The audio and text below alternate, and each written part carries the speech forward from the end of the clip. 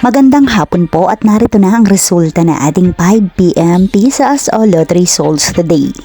Ngayong araw ng Friday, February 20, 2026.